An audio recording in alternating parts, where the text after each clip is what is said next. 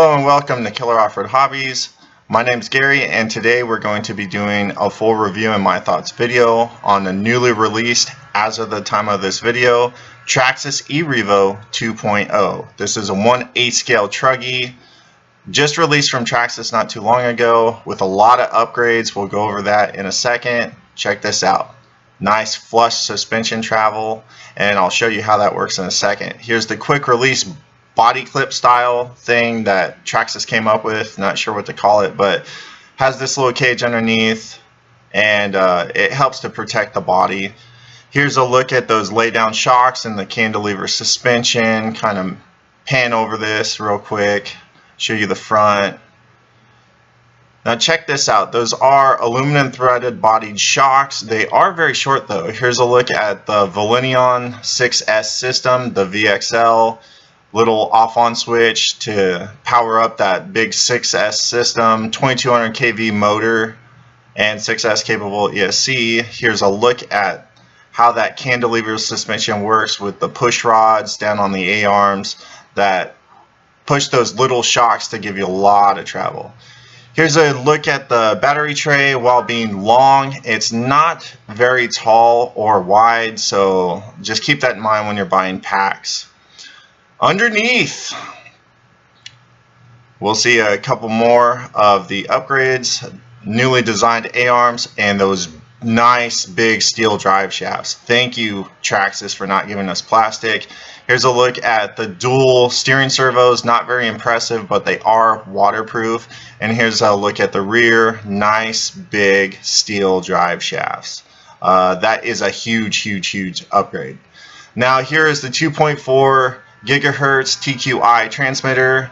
You got your 50/50 and 70/30 switch right there to give you better throttle control, multifunction, and you got your steering trim. You have a menu set up here with the set button being the self-riding, and it runs on 4 AA's. Feels good in the hand. I really like this transmitter, the way it feels. Alrighty, so now that we went over the specs and everything, let's just go over some pros and cons real quick. So, setting that out of the way, sorry. I'll just start with cons because a con is going to be like pretty much the first thing I deal with. So this quick release body clip style thing that they have on this thing, I do not like this. It is a huge con for me.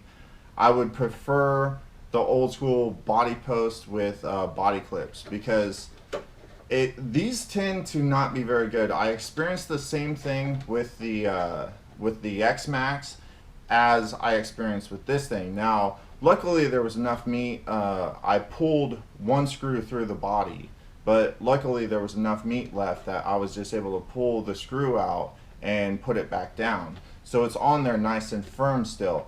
But that is a huge con for me because just having those little tiny screws holding that body onto the little cage underneath, those screws tend to pull through very easily. Now they do have some rubber like washer type things that you can buy. They're called body savers, and pull out the screws and put those on, but still I like the old style better. You know, they have these nice skids on the body and everything. The body does look pretty cool, but if you pull those screws through, you're pretty much out the body. You have to buy a new body, and bodies for this thing are $70. So just keep that in mind, and that's why that's going to be my first con on this truck, because I don't think that's a very reasonable thing, is to have to replace the body just because you pull a few screws through. So you can always use washers and kind of go that whole route, but you know, it's once you pull them through, it's just a matter of time before the whole thing breaks out. So that being the first con, let's go to the first pro. Pro about this thing is the electronic system, the Valenion 6S system they have in here with a 2200 kV motor and the 6S capable ESC, all waterproof of course, is very good. My experience with this, not only in this vehicle but in the UDR as well, it runs the same exact system. Very, very good. Very happy with it. Simple, basic, it's just got one button on the side you push to turn it on, and then push it again to turn it off.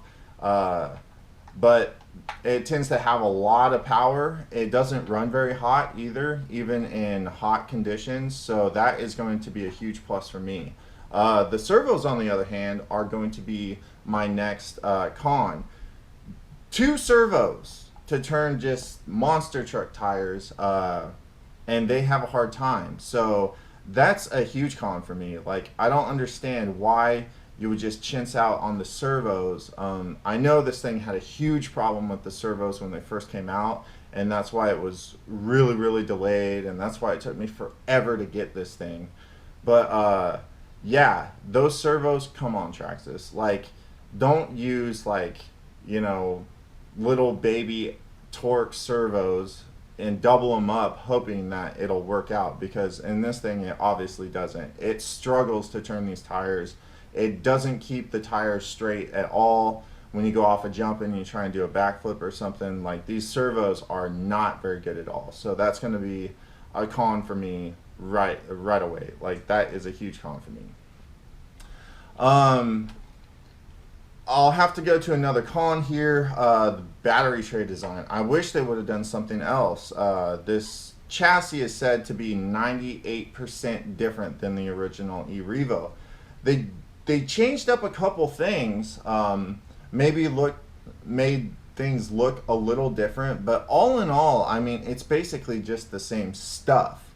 Like, the A-arms the same, are shaped very, very similar. The chassis is shaped very, very, very similar, with the cantilever suspension and all that stuff. I mean, this thing, if you looked at it without the body off and put some actual body posts on it, next to the original E-Revo, I mean, it'd be hard pressed to tell the difference. I mean, you could tell the difference because there's a few different things here and there, but all in all, I mean, it's basically the same design, just with a few little differences here and there. And these battery trays I don't like. As you saw in my last bash video, my 6S bash video, one of my batteries just came flying out. They do tend to do okay, but they're short and long, so I like shorter, fatter packs and not like the long, thinner packs. And that was a problem for me, because I had to buy batteries just to like give this thing a good test, because the only batteries I had that would fit in here were like some of my crummiest batteries. So I had to spend an extra $100 to get batteries for this thing just to test it. So that's going to be a con for me, is the battery trays for sure. Positive right now is going to be the tires. These tires are excellent. Every terrain I had them on, they did very, very well. They don't balloon horribly badly unless you're really, really, really like goosing it off a jump or whatever. They tend to get very, very good traction. I was impressed with these, to say the least. And they look like they will have longevity. They look like they are going to last a good long time. Now, another positive about this thing are the upgraded drive shafts. This thing has very thick steel drive shafts, and from what I can tell, they are good to go.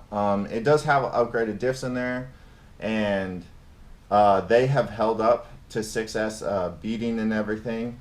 So these drive shafts are a huge, huge upgrade over the original, because I had nothing but problems with the original E-Revo drive shafts. I mean, that was the reason I basically hated that thing, because I could not keep a set of drive shafts in that thing to save my life. So that is going to be a huge positive for how I feel about the truck anyways.